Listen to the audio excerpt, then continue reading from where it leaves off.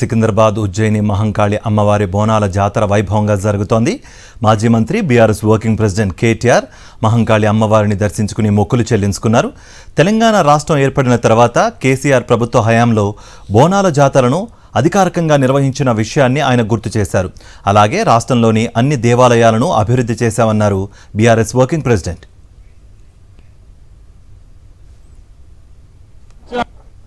కేసీఆర్ గారు చెప్పిన మాట ఒకటే, మనం తెలంగాణ సాధించిందే ఆ తల్లి ఆశీస్సులతో.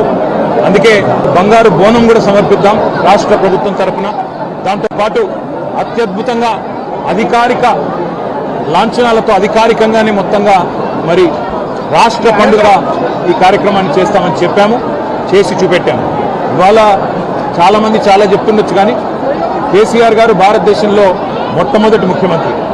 యాదాద్రి లక్ష్మీనరసింహస్వామి దేవాలయాన్ని 1800 కోట్ల రూపాయలతో రాష్ట్ర బడ్జెట్ నుండి డబ్బులు కేటాయించి అత్యద్భుతంగా నిర్మించిన నాయకుడు కేసీఆర్ గారు.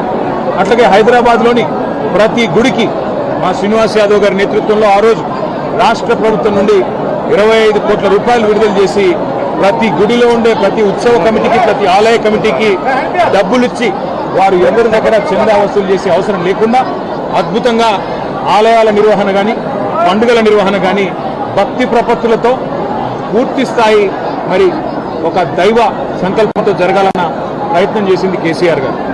ఈరోజు మేము ఆ తల్లిని అందరం కూడా సమిష్టిగా మొక్కుకున్నది ఒకటే, రాష్ట్రంలో వర్షాలు బాగుపడాలి, రాష్ట్రం కలకల్లాడుతూ ఉండాలి, రైతు ముఖ్యంగా సంతోషంగా ఉండాలి, రాష్ట్రం పచ్చగా ఉండాలి, శాంతి భద్రతలు సరిగ్గా ఉండాలి.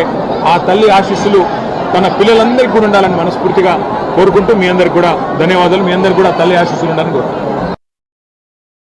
మరిన్ని అప్డేట్స్ కోసం ఛానల్ ను సబ్స్క్రైబ్ చేయండి. నోటిఫికేషన్స్ కోసం బెల్ ఐకాన్ పై క్లిక్ చేయండి.